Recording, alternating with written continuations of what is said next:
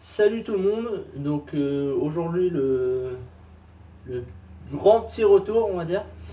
Parce que bon c'est pas trop un grand retour parce que ça fait que 5 mois que j'ai été absent de ma chaîne et je m'en excuse. Je suis vraiment désolé parce que je sais qu'il y a des personnes qui souhaitaient me suivre pour le démontage de la ZX qui est derrière moi. Donc, comme vous pouvez le voir, il n'y a déjà plus le moteur, le train avant complet est déposé au sol. Donc le sujet de la vidéo d'aujourd'hui, ça va être beaucoup l'avenir de la chaîne, en fait, ce qu'elle va devenir, les petites choses qui vont arriver, parce que là je vais me remettre dedans. Je commence à avoir de l'outillage, donc c'est pas mal parce que j'avais pas du tout d'outillage quand j'ai commencé. Donc sur la chaîne, ce qui va arriver, ça va être déjà le démontage et la modification d'une boîte de vitesse. Donc boîte de vitesse EMA, PSA, donc Peugeot Citroën. Je vous la montre tout de suite. Hop, voilà. Donc elle est là, la petite boîte. C'est une boîte que j'ai achetée séparément. Donc, j'ai acheté 40 € de mémoire, je crois, sur le bon coin. Donc c'est une boîte qui provient d'une 106 phase 2 1 litre 1 et elle n'a pas de problème particulier apparemment. Mais bon, de toute manière, je vais changer les roulements, je vais contrôler les synchros, etc. Bien sûr, je vous expliquerai tout ça. Et donc je vais récupérer le couple qu'il y a dans cette boîte là, donc dans la boîte de la ZX, et je vais le balancer dans celle-là. Et ensuite je vais calculer les rapports de multiplication de chaque pignon en fonction de ce que j'ai à ma disposition. Donc deux arbres primaires, deux arbres secondaires, vu qu'il y a deux boîtes. Et ensuite tout mettre dans la 106 Sport qu'il y a là. Bon, je laisse passer un peu les voitures, je sais, c'est un peu chiant. Je suis juste en face de la route, donc c'est vrai que c'est un peu embêtant. Sur la ZX, ce qu'il y aura, ce sera la réfection du train avant en premier lieu. Donc il y a déjà les triangles ici que j'ai déjà commencé à démonter. Alors à la base je voulais les remplacer complets et puis vu le prix et au vu de leur état, il n'y a pas de rouille perforante, c'est juste de la rouille de surface et un peu griffée ici et là, mais bon, on s'en fout, c'est des triangles. J'ai préféré les restaurer, donc remplacer les cylindres blocs qui sont ici et là, ainsi que la rotule inférieure qui est ici là. Donc c'est maintenu tout bêtement par 3 vis. Le moteur qui est là, donc que j'ai déposé à la force des bras, bon ça va, c'est pas un moteur qui pèse des tonnes non plus, hein. Vive le bloc AU. Donc sur ce moteur il y aura une réflexion complète au niveau de l'étanchéité. Donc remplacement du joint de culasse, des joints du haut moteur. Donc tout ce qui est joint de queue de soupape, joint de couvre-culasse, le joint de boîtier thermostat qui est ici là. Bien évidemment parce qu'on va le démonter de toute façon. Vu qu'on va retirer l'arbre à cam pour changer aussi le joint spi de ce côté là. Donc le joint spi hein, c'est un joint à lèvres. Donc c'est pour faire l'étanchéité de pièces en mouvement. Voilà. Il y aura le remplacement du joint spi au niveau du volant moteur et au niveau du pignon de distribution niveau vilebrequin. Voilà. Sinon bah, les joints de collecteur, hein, admission échappement. truc de base quoi. Le remplacement des bougies, donc ça aussi pareil, donc ça rentre dans le cadre de la révision. Vidange moteur, boîte c'est déjà fait. Remplacement du joint de carter d'huile, donc le joint qui est ici sur la boîte de vitesse, bien évidemment elle sera démontée, donc il y aura remplacement des roulements, donc remplacement de tous les roulements, le joint de carter de boîte, le joint d'étanchéité en boule carter pignon de 5. Il y aura le remplacement bien évidemment de l'embrayage, donc remplacement complet, hein. C'est-à-dire disque, mécanisme et butée d'embrayage qui est là-bas au fond. Donc je vais vous décaler la boîte pour que vous puissiez bien voir. Donc la butée qui est là et qui est bien fatiguée, hein. Le roulement il est complètement mort, hein. Donc c'est ça qui faisait le bruit quand je roulais avec d'ailleurs, mais bon je le savais déjà. Ce qu'ils ont fait les anciens proprios, tout simplement ils ont changé juste le disque d'embrayage, ils se sont pas fait chier et ils ont gardé le mécanisme et la butée. Donc ce qu'il ne faut absolument pas faire quand on change un embrayage, on change tout. Il y aura aussi les butées, donc vous pouvez en voir une ici là qui est blanche, donc c'est des guides, donc il y en a un ici et un en bas, donc qui fait celui du bas il fait butée, donc il y aura ça qui sera changé. Niveau moteur boîte, qu'est-ce qu'il y aura d'autre? Comme je vous ai dit, toute l'étanchéité, donc y compris ce joint là, donc le joint de sélecteur de vitesse. Sinon à part ça, il y aura une rectification de la culasse avec mise à l'épreuve, la distribution bien évidemment, donc il y aura le remplacement de la courroie et du guide tendeur, plus la courroie d'alternateur. Bon, sur ce moteur là c'est juste une petite courroie toute basique. Sur le châssis, ce qu'il y aura à faire, donc il y a le berceau, vous le voyez là, je l'ai entièrement désassemblé, donc il n'y a plus rien sur le berceau. Il va être décapé, repeint. Pareil au niveau du moteur, le carter sera décapé et repeint aussi. Et puis des petits éléments comme le couve-culasse et d'autres trucs. Il y aura la réfection ensemble jambes de force amortisseur, donc des deux côtés. Il y aura remplacement de toutes les pièces pratiquement. Ce que je vais pas changer, ça va être les ressorts. Alors ils sont bien rouillés, mais ils sont pas totalement attaqués, donc ce sera décapé, repeint. Il y aura le remplacement de l'amortisseur, donc c'est toute cette pièce.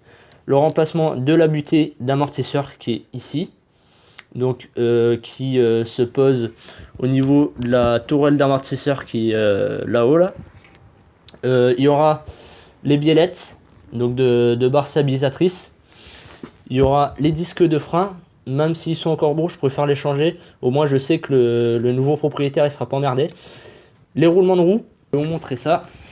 Ce côté là, il est complètement bousillé. Donc je sais pas si vous allez voir le jeu, mais il y a un jeu de fou et il fait énormément de bruit. Donc celui-là, il est complètement mort. Je vais changer. Bien sûr, sur l'autre côté, pareil, c'est des pièces, on change pas qu'un seul côté. Quand on change un roulement de roue, on change en général les deux côtés. Donc il y aura, tant qu'à faire, je vais tout faire. Donc je vais faire les deux côtés. Il y aura la réflexion des deux étriers de frein. Donc celui-là et celui de là-bas là. Donc c'est-à-dire décapage et peinture. Donc je vais peindre surtout cette partie-là, là, la partie bien rouillée. La partie en aluminium, je pense pas la peindre. Je sais pas, dites-moi en commentaire d'ailleurs si ça vous intéresse que ce soit peint ou pas. Enfin, je sais pas, je demande comme ça. Il y aura le remplacement des flexibles de frein, pareil des deux côtés, des plaquettes bien évidemment. Au niveau de l'étrier, on a des joints d'étanchéité. Donc à l'intérieur, vous avez un piston qui coulisse. Au niveau du piston, il y a un joint qu'on appelle le joint carré, tout simplement parce que c'est un joint carré. Vous avez des joints cylindriques, donc les joints qu'on appelle joints toriques, et vous avez les joints carrés, donc les joints qu'on appelle la section carrée, qui sont utilisés sur les étriers de frein et qui servent principalement à l'étanchéité, mais pas seulement. Ils servent aussi au rappel du piston dans l'étrier. Voilà, donc il y aura ça qui sera fait. Au niveau du faisceau moteur, donc la gaine annelée, elle est pas si morte que ça. Donc au niveau faisceau principal, donc qui sort du boîtier fusible là-bas et qui va jusqu'au calculateur, donc ici là, c'est pas abîmé, donc je vais pas y toucher. Par contre là-bas, donc ici là, cette partie là, donc c'est la partie qui va au niveau de l'alternateur. Comme vous avez pu le voir, l'alternateur il est tout dégueu là, de ce côté là aussi. Donc le faisceau, il a pris toute l'huile, ça a bouffé la gaine, donc elle est toute craquelée.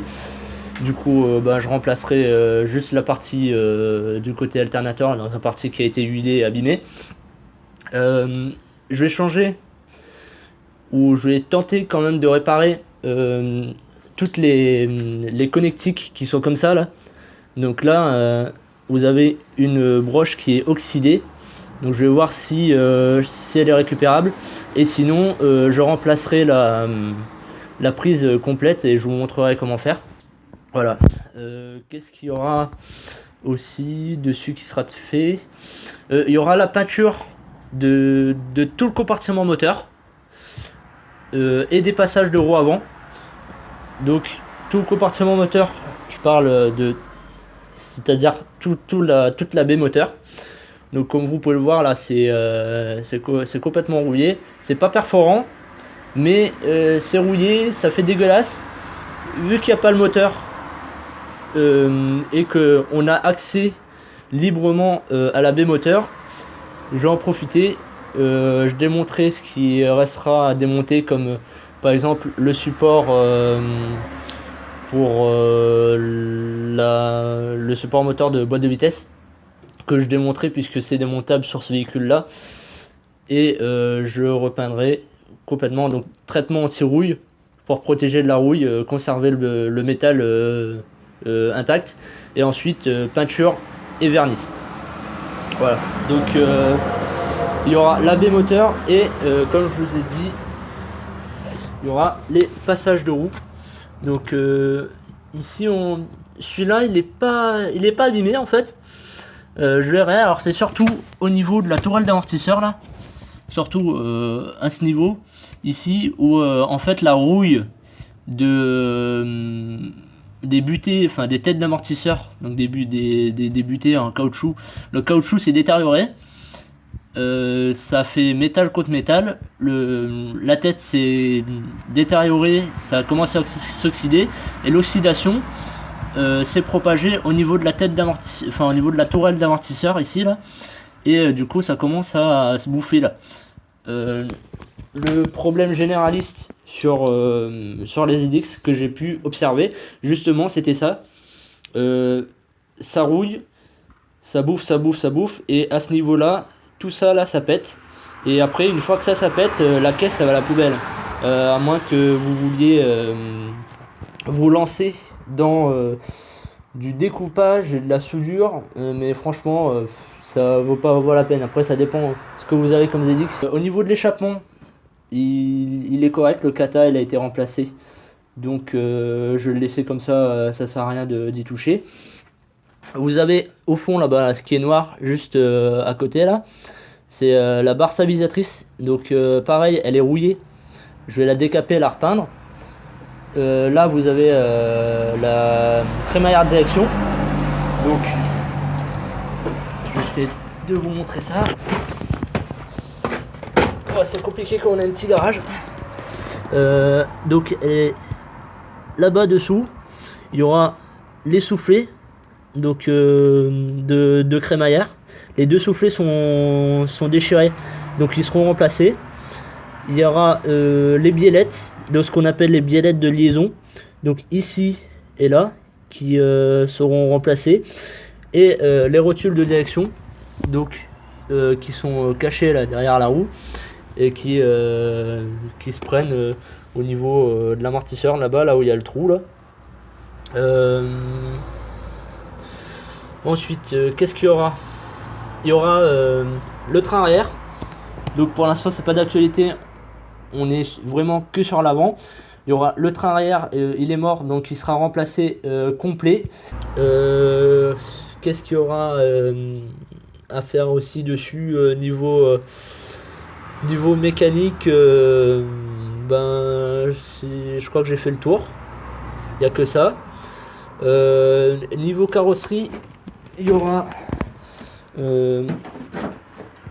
y aura cette aile que je vais devoir réparer, donc ici là, que je vais devoir redresser et refaire. Il y a le capot qui va être remplacé parce qu'il a été enfoncé à ce niveau là, et le gars il a essayé d'y redresser, mais bon c'est tout mort, donc le capot il sera remplacé. Il y a le pare-choc là-bas, je vais essayer de le sauver. Il est pété en partie basse, donc au niveau des anti-brouillards. J'ai essayé de voir si je peux le réparer. Sinon, je le remplacerai. Et voilà, je crois que c'est tout. Là, en fait, ce que j'ai fait, c'est que j'ai tout démonté. Et j'ai laissé en stand-by. En fait, ça fait 2 mois que c'est comme ça, là. 2 mois que le berceau il est à terre, 2 semaines que le moteur il est au sol, et voilà. Donc j'ai laissé un peu en stand-by parce que j'ai pas encore l'outillage nécessaire pour pouvoir commencer à travailler sur on va dire la petite restauration, hein, si je puis dire ça comme ça, parce on va quand même essayer de refaire une petite beauté à cette ZX, même si c'est une 1,4 litre et qu'elle a 20 ans. C'est pas pour autant que je vais la remonter comme ça et juste faire le minimum. Je vais essayer de faire le maximum pour que le nouveau propriétaire ne sera pas embêté, parce que ce véhicule là je vais le revendre. J'ai un prix de vente en tête, mais je le dirai pas tout de suite, ce sera en fonction. Ce qui sera sûr, c'est que ce sera pas de plus de 2000 euros. Donc 2000 euros ce sera le prix butoir, parce que pour moi ça vaut pas plus que 2000 euros pour un 1,4 litre. Franchement, ça vaut pas plus. Donc bon, ben on a fait le point. Sur la 106, donc qui est derrière moi, donc ce véhicule que j'utilise tous les jours pour l'instant, il y aura aussi des choses à faire dessus, mais ce sera bien après, donc sûrement dans dans 1 an je pense, parce que tout ça là, tout ce qu'il y a à faire là, ça va prendre vraiment pas mal de temps, parce qu'il faut que je filme, il y a le montage, etc. Il y a pas mal de trucs à faire derrière. C'est un boulot monstre. Bah voilà, sinon pas pas d'autres nouvelles. Bon, et ben voilà. Fin de cette vidéo qui a été longue. Pareil, je suis désolé. J'ai essayé de couper des petites scènes au montage pour essayer d'avoir une vidéo qui dure pas des plombs non plus. Si vous avez aimé, n'hésitez pas à mettre un pouce vers le haut, ça fait toujours plaisir. Et partagez la vidéo si elle vous est intéressée, et si vous connaissez des personnes susceptibles d'être intéressées aussi par ce type de vidéo, et ben pareil, faites-vous plaisir. Et on se retrouve donc dans une prochaine vidéo.